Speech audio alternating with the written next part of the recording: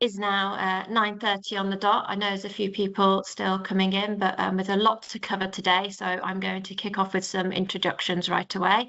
My name is Chelsea Shelley. I'm the Head of Member Engagement in the UK at ACCA. Here to speak to Alan Reid, our Project Director at GetSavi, who is a partner of ACCA, taking you through today about how you prepare your practice or business for a technology project. So I'm hoping to bring some of the member issues that we've seen around technology projects at ACCA, but also having delivered some technology projects, I'll be drawing on some of my own experience and sharing that today. If I could just ask everybody to keep their microphones on mute for the session, just so that it's easy for everybody to hear what's going on.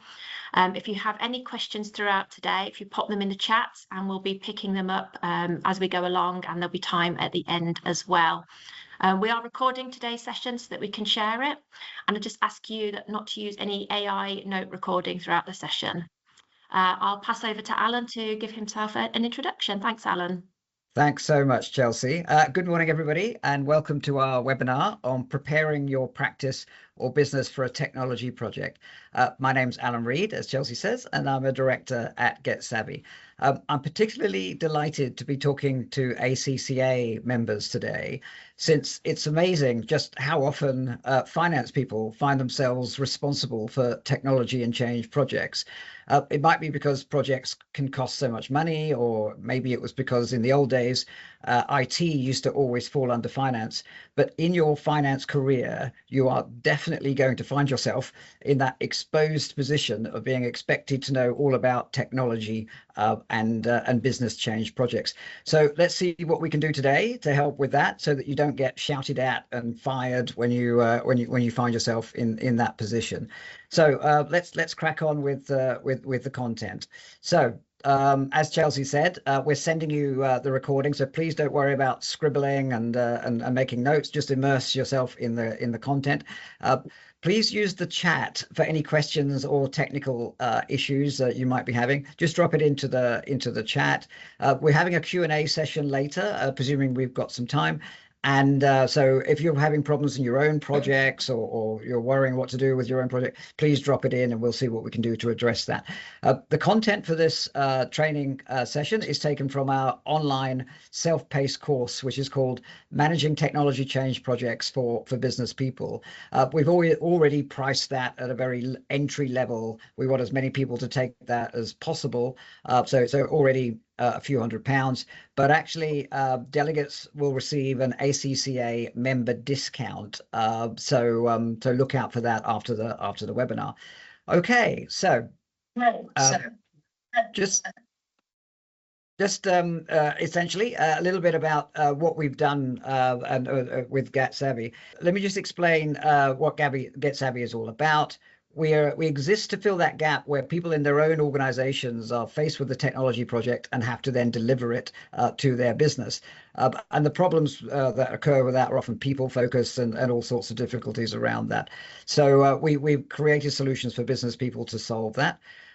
So let's go through the agenda for today. So first of all, we're going to cover how to prepare your own business for a technology project. So creating the business case, working through what it is that you need the technology project to deliver, how to go through that all-important supplier selection to make sure the foundations of your project and what you're going to deliver with your supplier are all agreed and no one's getting into disputes and arguments later, and then preparing your own organization for the implementation, making sure everyone knows what they're doing. And we'll go through a little bit of a demo of the training course that all of this content is drawn from, and then, as I say, wrap up and Q&A. So please feel free to drop your questions into the chat. So first of all, a little bit of research from Gartner Group. Why do projects fail? I'll give you the quick verbal version of this. I'm sure if I asked everyone, do you think projects fail in your own business because of the technology not working or because of the people side? because you're a bright crowd, you would all guess it's the people side, and you'd be 100% right. So the great majority of projects that struggle and overrun and where people get really, really stressed are because people within the organization, the client side, are essentially not ready for the project. They're not clear on what they want. They're not aligned, not agreed. Not enough resource has been made available for the project. Only a minority of problems are caused by the actual technology not working itself. So let's talk about what we can do so that if you are the project manager, you are in that responsible position, how you can make sure you get the best out of your colleagues so you yourself are not exposed and you yourself have a good outcome. So that starts off at the beginning of your journey, where you're at the conceptualization phase. Should we do this? Should we spend some money to bring about this change? And this is often where things, if they're not done well and not done right, you're kind of dooming the rest of the project to failure. So it's an often overlooked phase, but it's all important as part of that foundation for your project. So how do you go about creating a business case and getting everyone aligned with the way forward? So first of all, it's worth understanding why the business case really matters. So it's not just a document, it's the foundation of your project. So essentially, your business case is a promise that you are making. You're committing yourself to your organization to say, if you spend this money, we will deliver these benefits and these changes, which means, of course, you're on the hook for delivering those things.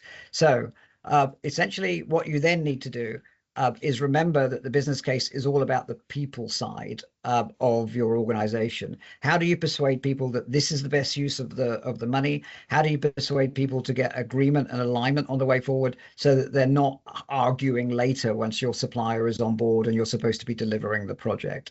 So the way that our whole methodology is around socializing and iteratively revisiting the business case so that you don't have those problems later.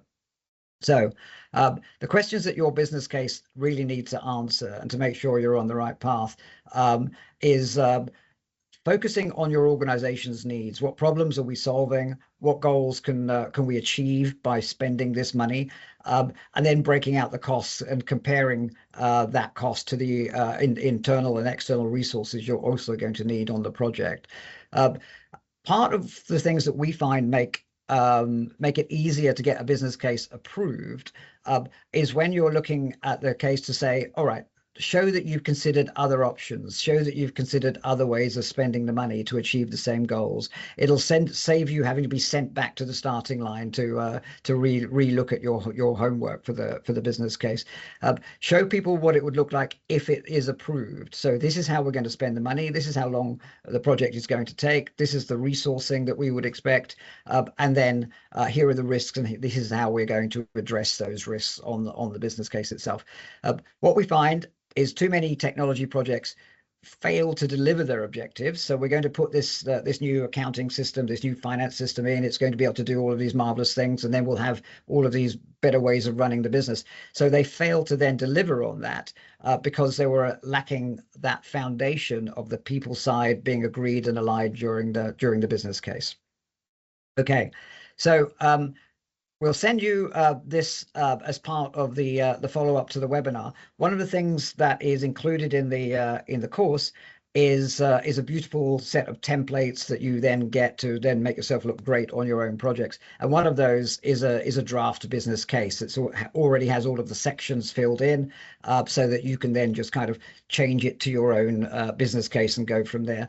But it's important to be very clear, however briefly you put it, that you cover all of these areas so that then, again, people have all of the decision support information they require in order then just to go ahead with the business case. Chelsea, I'm just going to invite you to comment on this, because I know you're the veteran of a few business case bids within fairly significant business change projects.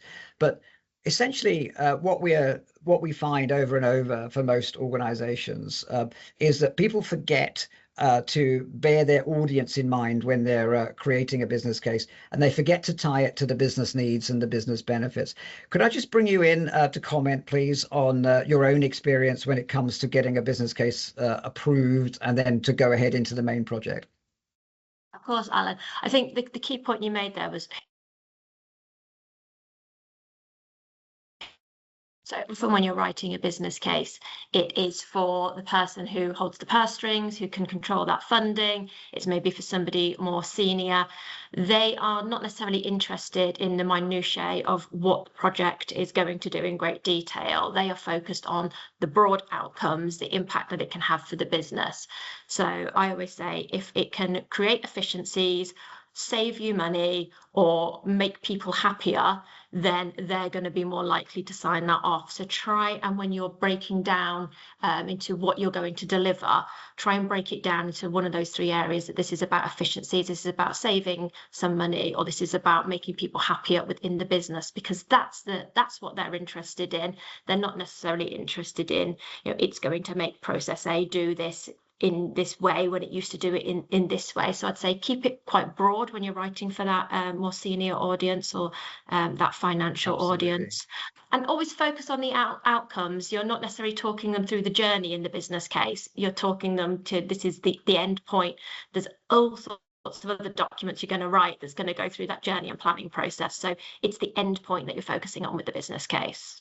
Absolutely. And I like the point about not putting too much detail in there. So sometimes people put their entire set of requirements, etc. And actually, the more you're putting in there, the more there is for people to quibble over. So keeping it at that right level to say, if you give us, let's say, £100,000, we are going to deliver these benefits. And this is what the project will look like. And this is how we're going to manage the risks and ensure we get a good outcome.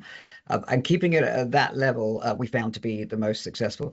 There's an entire module in the course about how you construct a business case, how you demonstrate ROI, and how you get people on board. So it covers all of that in about 45 minutes of learning. So do yourself a favor and take advantage of that.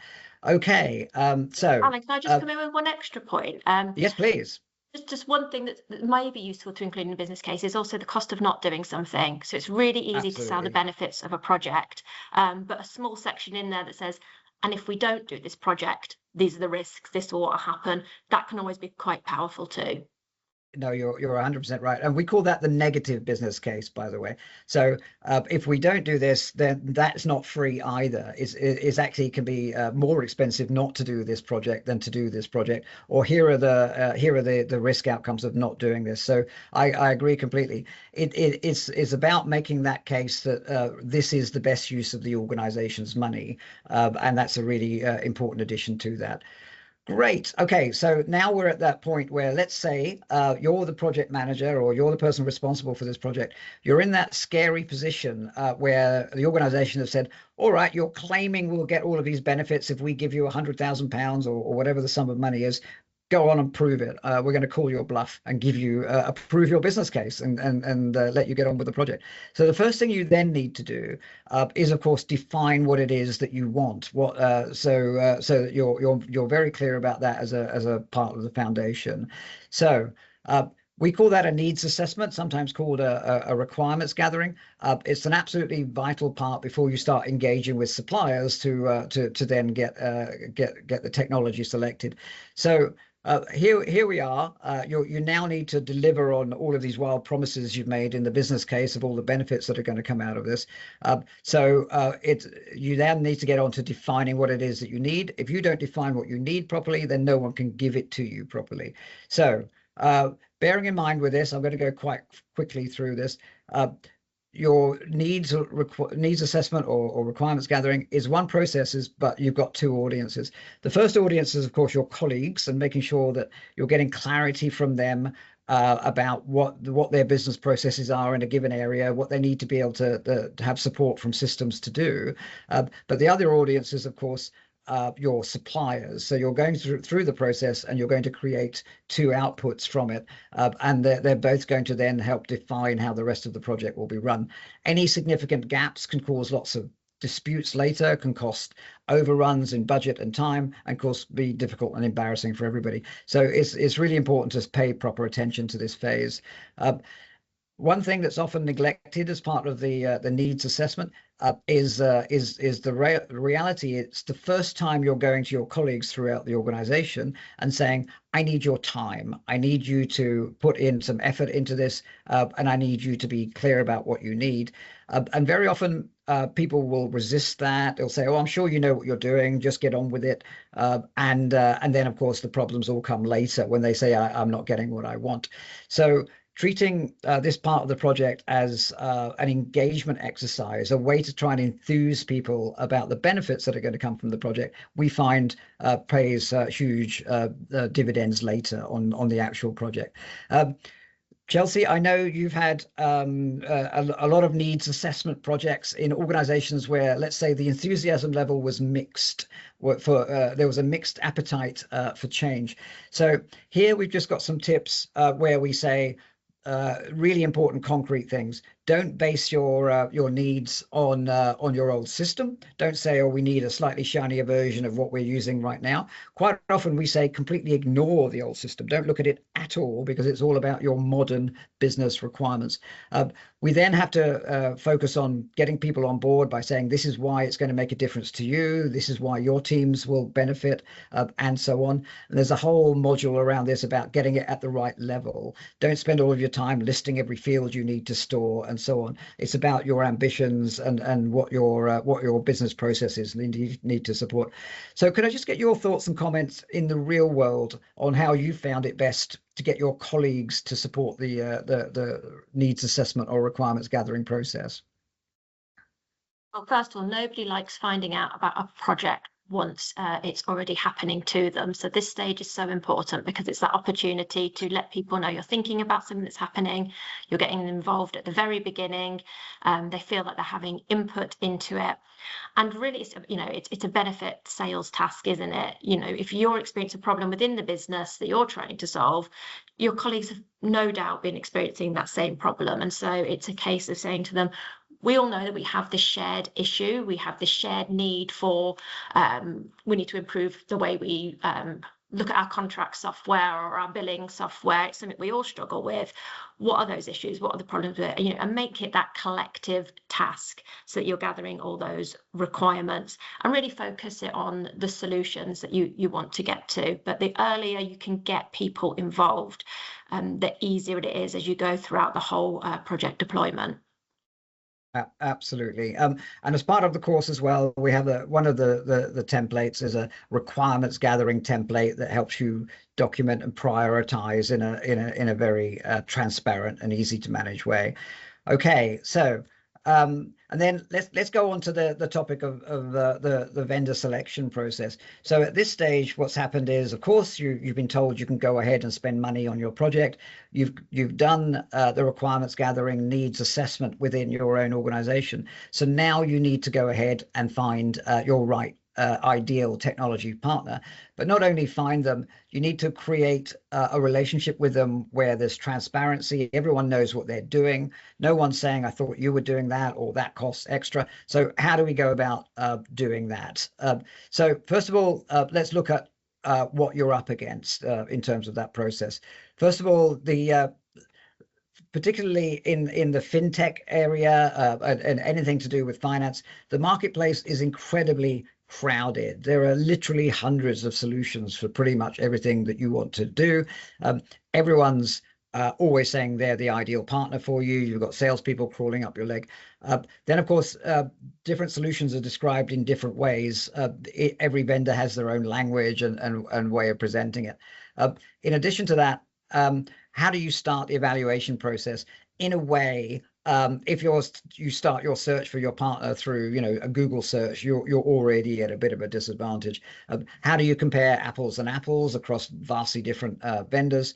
And how do you get the level right where the specification isn't lost in the weeds of too much detail, but of course your actual requirements are not getting lost in that mix as well? And then finally, how do you develop a process that's going to allow you to evaluate the right number of vendors, have the right people involved at your own organization, and then ideally come to a unanimous decision at the end of it, or at least a decision where everyone accepts that it's been done in the right way. So it tends to be an area where people underestimate hugely the amount of work involved. And then, of course, bearing in mind this is going to be your technology partner for good or ill for the next few years, maybe the next decade. There's lots of time to regret doing it badly. So here are some actual ways of doing it that will stop you coming a cropper and stop you having so many problems. So first of all, why can't I just pick one? There's all these vendors, they sell to other customers. Surely they can work for me. And really, one of the main things we try to get across to people is that the choice isn't just about this or that bit of technology. It's as much about the technology partner and their track record in delivering to organizations like you that will make the difference between success and failure. So if we take examples like tools like Salesforce, for instance, Salesforce out of the box probably won't meet your needs, but with the right, but that's why it's always supplied with technology services to make it work. But all technology service providers are not the same. So if you fail to choose the right technology service provider that's got experience of exactly what you're trying to do, you will end up struggling. Then also, the common mistake is just focusing on the tech, as I've just been saying ahead of my slides. The second common mistake is not spending enough time with each potential supplier. This happens all of the time. So people try and rush the vendor selection process. They run it like a kind of beauty parade. We'll do an hour's demo with a few different vendors, and then we'll just pick one at the end of that. And there is so much room for misunderstandings in that process.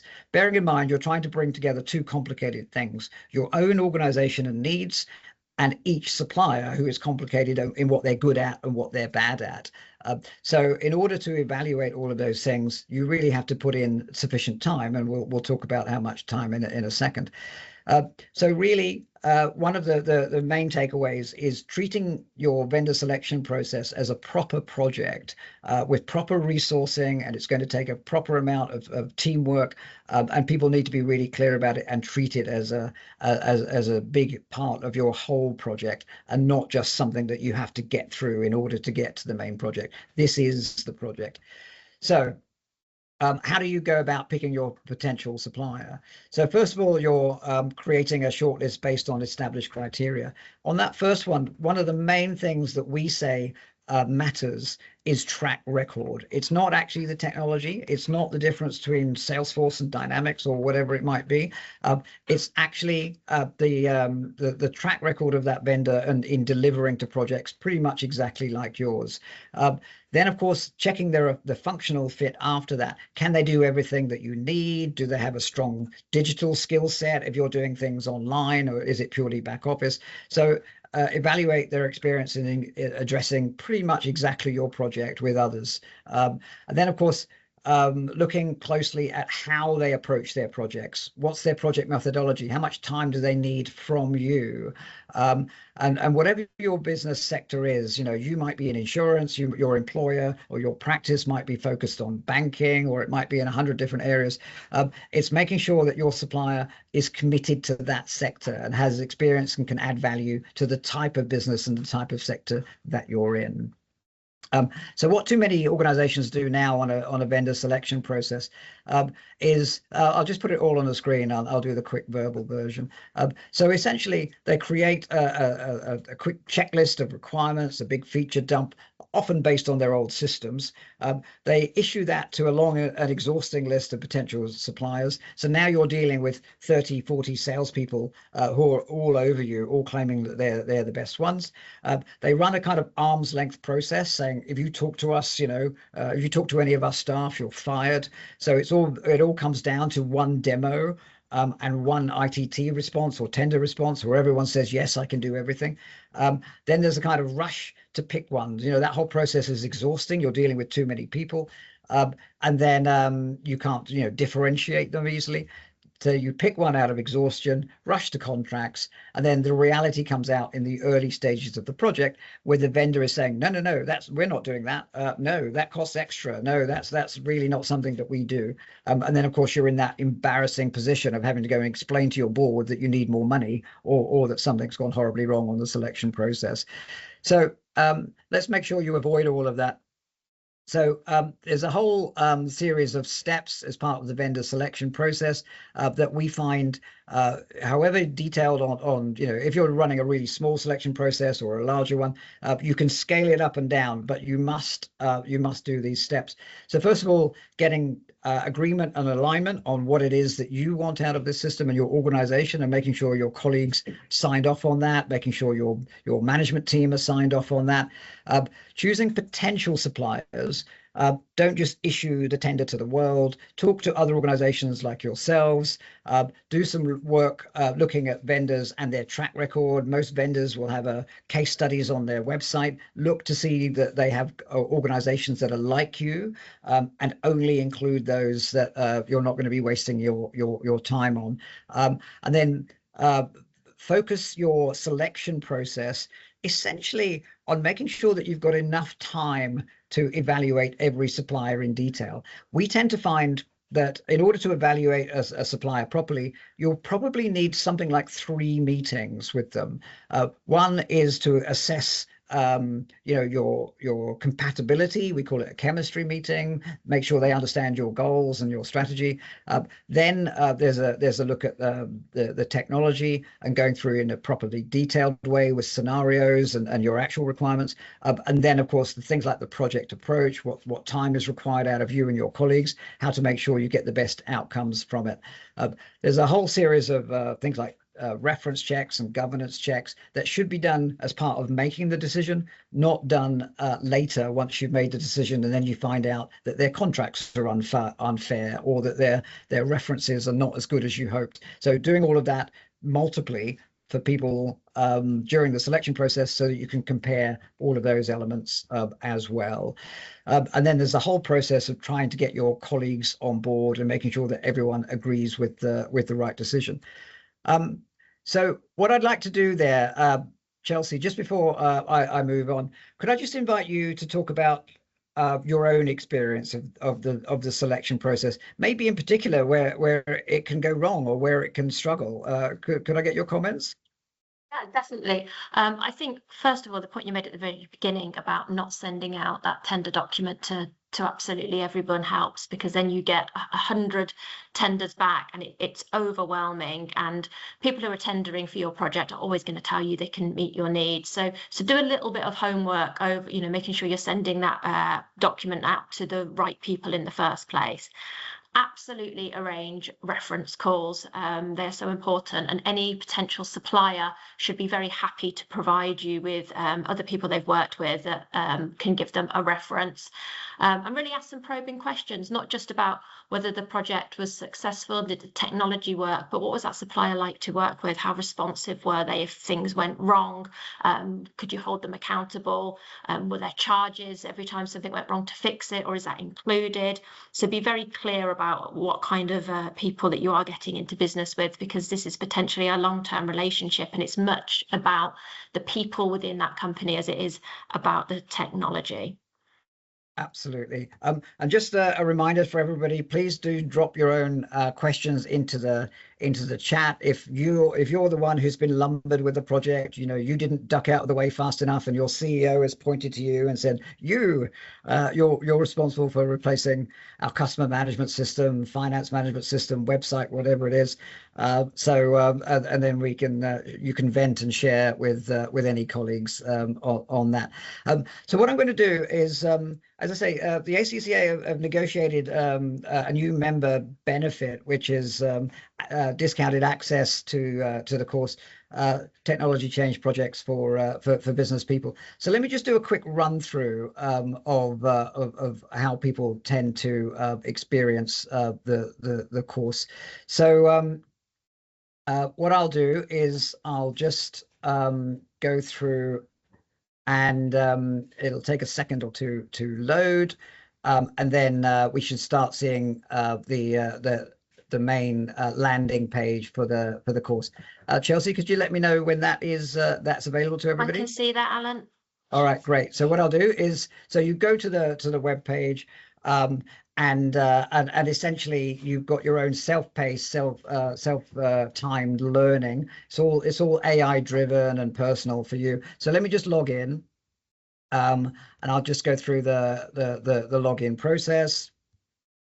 And then there we're signed in. Once you're signed in, you then get your own dashboard that tells you, here are the courses that you're doing on the learning platform, and here's where you are there. So that's giving me managing technology change projects. I'm just going to go and have a look at that. It starts off with the overview of the different modules in this particular course. So in this course, it goes through everything from all right, how do you start off with your business case, the vendor selection process, requirements gathering, preparing your organization for the project, and then there's a whole series. Every step that you go along on a technology project in your own organization, there's a module that covers that, and the modules tend to be about 45 minutes long. They're designed for very busy people who might be doing this, instead of watching a half an hour of Netflix. They'll engage on this because you're about to do this in the real world on your own project. The final module is the assessment, because actually this course gives you an accredited qualification at the end. The qualification is accredited by the International Association for Project Managers and the Institute of Leadership. So it just looks fantastic on your CV as well when you're bidding for that next promotion. All right, so let's jump into the supplier selection module just as an example. So the first thing is you do begin to get started. Now, the important thing is to note that you are in the role of project manager. So this is for someone who's running it in their own organization. You're not actually a professional project manager. You have no wish to be a professional project manager. What you do need to know is how to run a project in your own organization so that you don't get ripped off by the supplier and disrespected by your colleagues and end up getting shouted at. So let's find out how to do that. So we'll start off with begin. And then the way that the whole course is experienced is that you take on the role in a scenario of you as the project manager. Here is your team. It's all AI driven, so you have people talking to you all of the way through. We found that all of our research shows that's the most kind of entertaining and engaging way for people to absorb content. So there's as an introduction to your project team, and then you're then going through and it explains the scenario that you're in. Here, we start off by explaining the project pathway. So all of the different steps in a technology project in your own organization are there, and each module takes you through each of the steps. So as we go through, we are actually starting off with the supplier selection process, and takes us into the detail of that. First of all, by talking about our learning outcomes. Here's what you can expect in this module. So every module covers the same thing on the getting started. This is what you'll learn from doing this. This is how you'll make sure that your supplier selection process is going to be a success in the real world. Then, of course, it covers the main areas that the topics that you will cover during the module. And what you can expect out of taking the course. For every part of the course, we then give you there's a menu of the overview. Here's your project brief. This is what's expected out of you. This is making it like a real life project where you have been nominated by your CEO to run this thing. We then say, all right, here's a scenario of your project stakeholders, the different roles. So as part of this project, you're likely to have, others that you're responsible for, others that you have to report to, others that you have to get the best out of them. So here are the AI-driven avatars being those stakeholders on your project. We also, as part of every module, give away I'll use the term beautifully designed, because that's the feedback that we get a lot, templates and project documents that you can then use right away on your own project to make you look amazing. So here is a requirement. We give away about 35 of them. Requirements gathering documents, everything, budget trackers, risk registers, project plans, business case documents, all of those things. Okay, so we love a checklist at GetSavi. So let's go through the starting off and the content. So what it does is essentially, it talks about the 5 phases here of our methodology for the vendor selection process, and the module takes you through each of the 5 phases. And then you get into, as you go through the content, it's telling you what you must get right at each of the phases, what you don't do this because it'll bite you, and make sure that this happens so that you're not then surprised later in the project.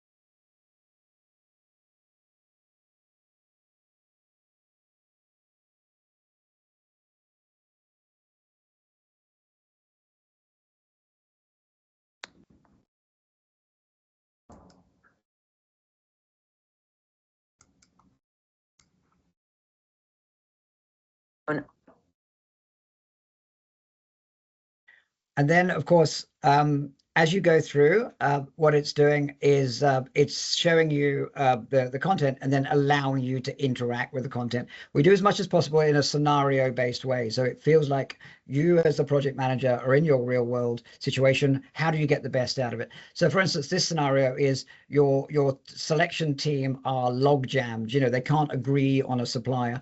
How do you go about resolving that log jam, and what are the kind of ways of getting through so that people do feel consulted and then can eventually feel that it's unanimous as far as possible decision.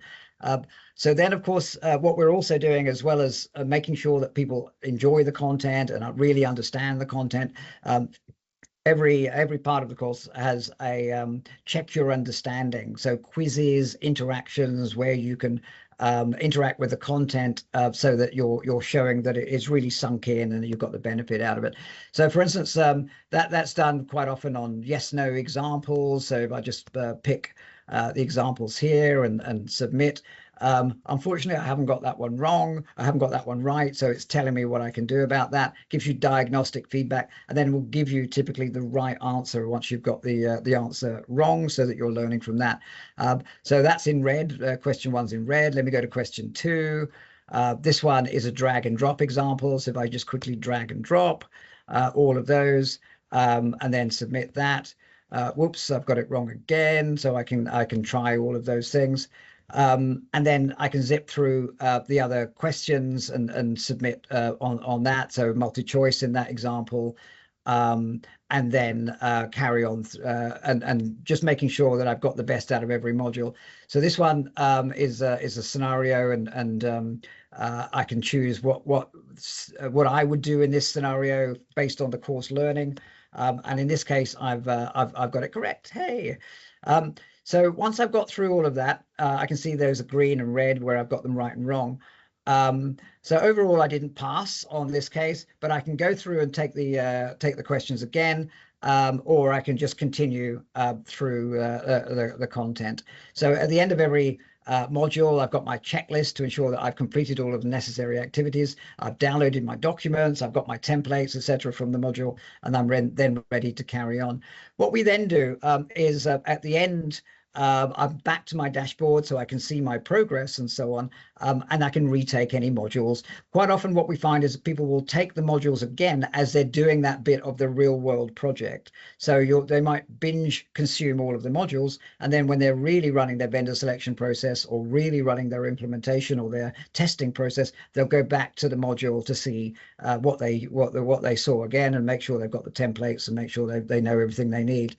Okay, so essentially the overall course has 9 modules in it, and each one takes about 40-45 minutes. So in principle, you could do it all in a day. Most people will take it over a week or two in their own time. Essentially, it's just making sure you've got everything you need at each phase. All of the content's based on literally hundreds of hours of hundreds and hundreds of projects, which may or may not have gone well or badly, so that you can put that learning into here to make sure your own project goes well. Okay, so then we've got the final assessment, which gives you your qualification at the end of it that you can then put on your CV and so on. So here, what I'll do is I'll just go, there are 50 questions in the overall assessment, all based on the course content, of course. And then I simply go through and I pick. I can take the assessment as many times as I want. The key thing, we want you to make sure you've understood everything, and we're not trying to trip anyone up. But at the end of it, of course, you then do get the qualification. So if I then just go through the different styles of questions, so the scenario-based, fill the gap questions, and yes and no. And at the end of that, what you get is eventually, we hope you will have passed the assessment element of it. And then you're entitled to your qualification. And at this point, you can download your digital certificate. So it's unique to you. It's digital. Your manager, when you go in for your appraisal, can check that it isn't just a PDF you've knocked up. It's the real thing. And then as part of your certificate, what you get, you'll see that you've now got a qualification that's accredited by a proper project management organization. You can see that it's accredited by the Institute of Leadership. So it's proper stuff that can be taken seriously. So we've had about 5,000 people go through this particular course. The most common feedback we get is, I so desperately wish my management team would take the course as well. So quite a lot of organizations go through with teams taking it, or organization-wide licenses. And the other bit of feedback is, I so desperately wish I'd taken this course before I did my last project, because it would have saved me so much pain. So let me finish on there. We'll send you all of the information, as I say, at the end of this webinar. So let me go back to the main presentation on the webinar, if I may. If I go back to here, and then if you let me know when you can see the screen sharing, Chelsea, I'll be grateful. It's a good change in that, Alan. I know some people had problems just with the sound and visuals of that last section, but the recording does appear fine. So if anyone missed anything, it should be available seamlessly in the recording. Alan, Great. I did see your slide. Oh, they're back again. Yes, I can now see that. Fantastic. Okay, so what I will do here is there we go. Sorry, we just can't go through there.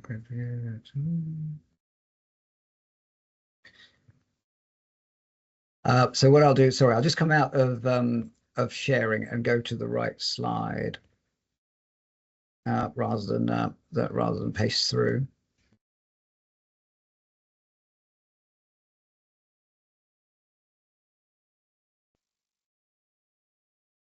Okay.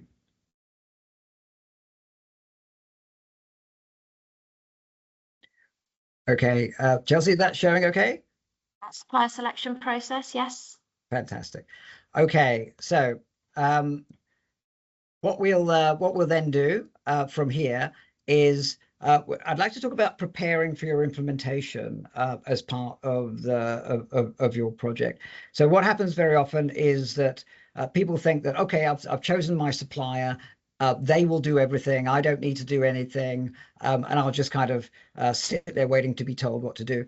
And we find that is the opening chapter to a lot of project disaster stories, where the reality is that you, as the person who's been made responsible for this project, have to take specific steps to prepare your own organization and make sure your colleagues are ready for the project before you actually engage properly with your supplier and start consuming their time and your money on your project. So let's talk about how to prepare you and your colleagues. So first of all, it's working out who should be on the project team at your side. The main thing is making sure that it's not just you. It can't be just you dealing with the supplier and then you arranging all the meetings, etc. You must have a proper project team. So the first thing then is to understand how much time and effort it's going to take when you're adding your project resources. So what we find is that underestimating the internal team size is one of the most common things. So it's agreeing that you're going to have a project team, you're going to have colleagues that are involved in the project, and then you're going to brace those people that it's going to consume literally days of their time during the project, and they're going to have to fit that in around their day job, and work out how it's going to work. Otherwise, the project will just drift, and you'll end up with significant difficulties as a result of that. So projects tend to find significant challenges, and how do you go about addressing those challenges? So one of the main challenges that projects find, I'm going to ask for your comments on this in a second, Chelsea, if I may, is resistance to change. So we have colleagues who are working in one way. They might have worked that way for many years. They might be less enthusiastic than you would like about changing that and learning new ways of doing things within a system. But it'll be your problem if people carry on working in the old way and refuse to engage with the project. Another challenge with these kind of projects that you as the project lead tend to experience is the increased workload, not just for you, but for your colleagues. If you're asking colleagues to help define what they need for a new system, to evaluate a new system, to learn a new system, to test a new system, very often that's happening in addition to their current day job, and you'll get a lot of pushback from that, and you have to anticipate that in advance and work out what you can do to address that to make sure it doesn't happen. Because if people do kind of minimally address the project or minimally respond to the project, then you end up with the project will obviously not deliver, and you can end up with people complaining and lots of negativity. So it needs to be tackled in advance. And there are specific tips and techniques that we say will make a huge difference to that, mostly about getting ahead of it. And then, of course, people in general don't like change. They don't like the uncertainty. People feel that they'll be exposed, or maybe I'll show I don't know what I'm doing. They'll worry about not having the best kind of learning exercise and process with a new technology system. So there are often lots of negativity hiding from the project, complaints about the project that aren't actually about the project. So having to address that tends to be a big deal on these kind of projects. So all of the problems tend to come from the people side, and getting ahead of that and doing specific things, communicating, setting expectations, getting your management team on board are all things that will protect you from those difficulties.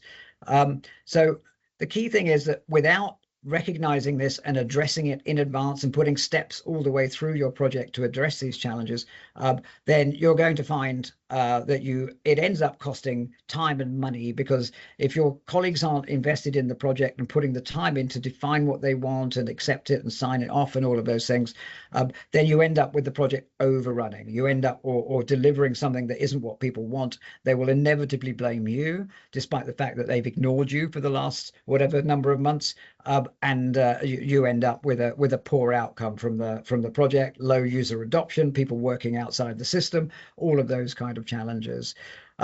So a really common question on project resourcing is, should I invest in a dedicated project manager for my project? Our research shows that the great majority of projects do put in a temporary, at least, project manager for the project, and the ones that don't have worse outcomes. So it's certainly worth considering, either freeing up someone significantly from their current role, or recognizing as part of the cost of the project, you need to bring in project management resource with that. Then another part of the research shows that something like 2/3 of projects that failed, where you go back and ask the question, what went wrong? Those projects failed because of a lack of client-side resource, not the supplier, not the technology not working, but people were just too busy. People weren't aligned. People weren't focused on the project significantly, and therefore it went wrong, and there were problems. So with all of that in mind, there are key tips for addressing how to get your staff on board and get ahead of those problems and make sure they don't happen to you. The first thing is identifying your key stakeholders and your project team. Don't be the Lone Ranger. Don't try and do everything by yourself. Be very clear with those people what's expected of them, how much time it's going to require. You'll get a lot of this information from dealing with suppliers. They'll tell you about other projects, what their ideal version of a project would have looked like, how to avoid project difficulties. So helping people understand how much time, why it's important they put the time in, why it's going to benefit them to put the time into the project and not just get what they're given at the end of it. There needs to be a whole process around addressing concerns, flushing out concerns, inviting concerns, giving people a channel to raise any questions that they have, and then being honest and transparent about addressing them. So people will say, oh, I worry this has been forgotten on the project, or I'm worried I haven't got enough time to test this properly, or we've got an audit coming up and I won't be able to put in time into the project. All of those things need to be addressed and communicated with, not just kind of muddled through. And then, of course, it's involving your staff at your colleagues at every stage of the project. Don't just kind of select the supplier, go into a huddle with the supplier and go, ta-da, here it is, a big reveal at the end. And then people say, well, that's not what I wanted, or it doesn't do my job, or I don't know how to use it. And then a whole series of negative consequences for the actual project. So really, you can see this is all about the people side at your own organization. A common misperception is that the supplier is going to do all of the work because you're giving them money. And our experience and research shows that for every hour the supplier puts into the project, the client will typically have to put in 5 or 8 hours. Somewhere between 5 or 8 hours, depending on how wide your user group is for the actual project. So bearing in mind, you've got that multiple over on top of what the supplier is putting in, you really have to prepare yourselves for that. And there are specific tips and ways of doing that. We've got a whole module on change management and getting your colleagues on board. But if you fail to do it and you just treat it like a technology project where the supplier is doing everything, you will really have problems. So you'll end up having to do the project over again. Chelsea, if I could just invite you to talk about this in a second. I'm just going to put up some tips on the screen, if I may. When it comes to motivating your staff, there are some specific things that we find really work and make a difference. The first thing is start with the management team. Don't let the management team off the hook when it comes to this kind of project. They are responsible for the overall project. Get your management team colleagues on board if you're part of the management team, and they need the authority with individual teams under their different remits to say, this is vitally important. You must support the project. You must put time into it. If you've got any issues, then come and tell me, and I'll tell you to get over yourself. Without that support, you're not going to get very far. Do allow for the extra work and resource required. We find that to be a vital element that gets missed. So working out with suppliers how much time colleagues need to put in, double and triple that, and then work out how it's going to be accommodated within the project. And then not just focusing on the technology. This is great majority of technology projects are about how you can change what you do as an organization, and all of your benefits will come out of people changing, and a failure to change will then mean you don't get many benefits out of the project. So Chelsea, can I ask you, on projects that you've done, have the problems been technology based, or have they been people based by any chance? Usually people. I find that with these kind of projects, everybody hates a clunky system, an old system. They could tell you how to replace it until the point you're going to replace it. And then suddenly they feel very protective over that system because the thought of change is much more terrifying. So I think at that point, you really need to remind them of, this is why we're doing it. We know your complaints about the system. We're trying to make things better for you. It's about really explaining those individual benefits to them. I also see so many requests come through about people needed to support on a project or test a product thing. And the thing that comes up a lot is, it won't take too much of your time. We can fit this into your BAU. We know you've got a day job. Be upfront with your colleagues. This is going to take their time. This isn't going to just slot seamlessly into their day job. It is an extra request you're putting on them. And if you try and make out that it's just 5 minutes and then it ends up an hour, you're going to build a resentment. So be really upfront about the time and the commitment that you need from them. That dedicated project management is always helpful, because then you've got someone overall responsible for it and helping with some of this. Fantastic. We're getting some really good questions dropping into the Q&A chat, so I'd like to get to those. So we'll just zip through really fast if we can. So we've got the wrap up and Q&A section. So first of all, we've got just to summarize, we're going to send this to you. But these are the elements that you must that you must pay attention to as part of preparing your own organization. So essentially making sure that everyone's agreed and aligned before you start. That seems so obvious, but it often gets missed. And we find that people agree to spend money or do a project, etc., without consulting properly within their organizations and getting that agreement. And then, of course, big problems and gaps appear after that. We've talked a lot about the importance of a need assessment and how you go about it, and making sure again that everyone's on the same page before you rush out and start getting someone to give you something that you're not sure is actually what you want. And then that whole vendor selection process is about investing the time and comparing apples with apples and having a team approach so that people feel consulted and excited about the benefits rather than just treating it as a technology selection.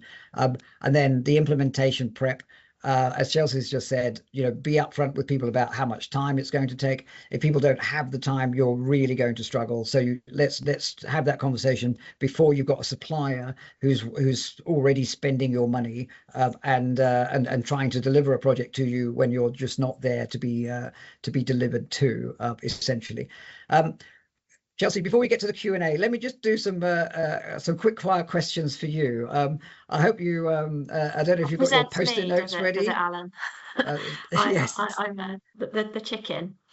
Yes, yeah, exactly. So everybody should be chicken before they start a big scary project. So for you, let's ask one.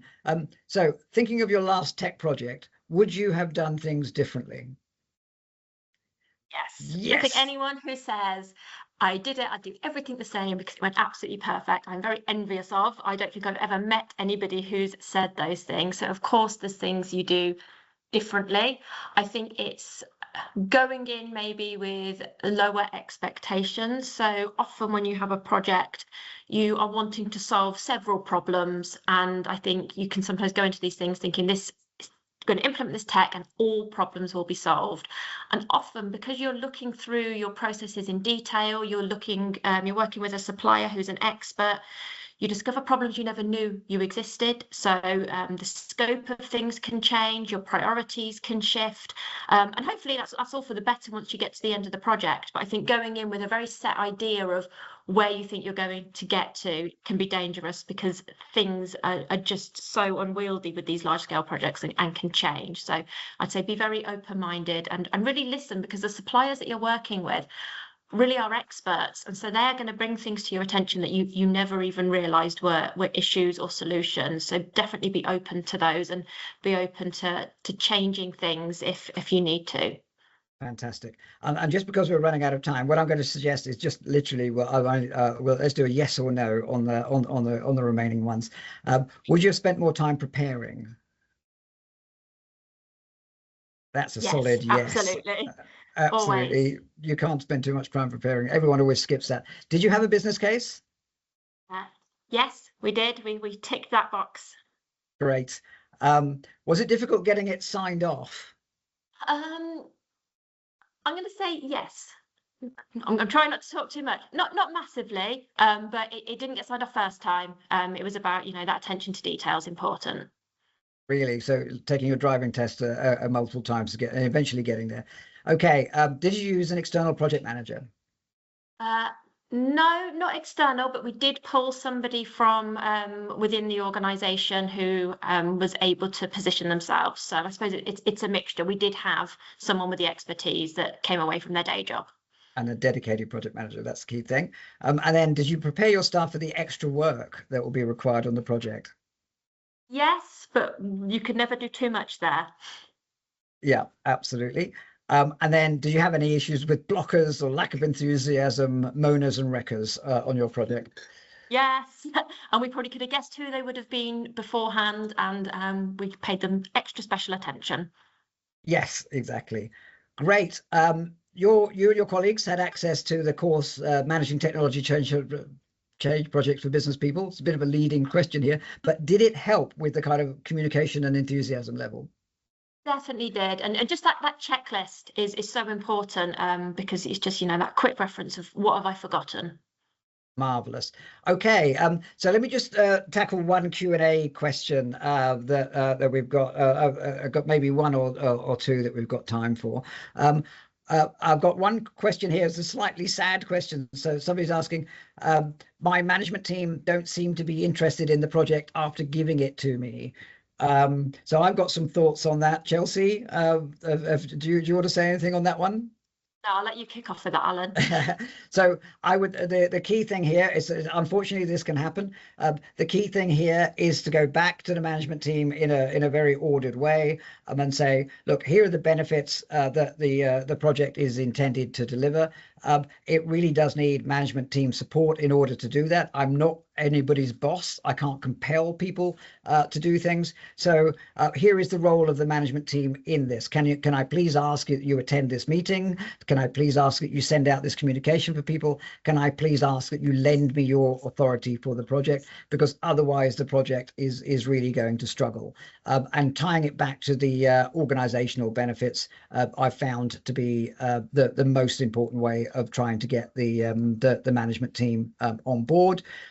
Then there's another Q&A question, maybe this one for you, Chelsea. People have asked, how do you go about talking about all of this change in benefits without sounding negative about people who might have been involved in the last round of the project? Do you have any thoughts on that? I think that's a really difficult one, because technology projects fail all the time, and so it's bound to come up that people have worked on hard. And I think I said in the comments, it's really not about saying, you know, what you did was rubbish, so we're redoing it. It's about saying, look, you identify these problems, that was really great, that was really helpful. You know, some of that didn't work, but you've built these foundations. We can build on that. Tell us what you've learned. Why did that not work for you? Share your expertise, and sort of try and bring them along again with you, because it won't be uncommon that situations happen.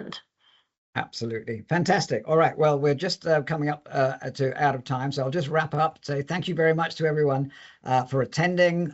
We'll give you a discount voucher from the course. We'll provide you from job aids and templates, examples from the course.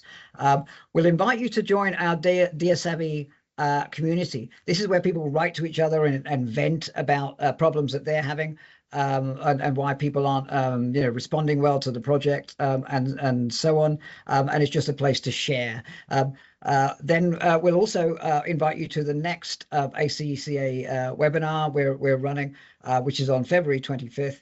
And it's really about what finance professionals in particular need in terms of project management skills all of the way through the project. So we've talked today about preparing for your project. You can see there's quite a lot of activity there. What about all of the way through during the implementation, which is the longest, most complicated phase? You're engaging with your supplier then. You've got invoices coming at you all of the time. You've got stakeholders are saying, I'm too busy, leave me alone.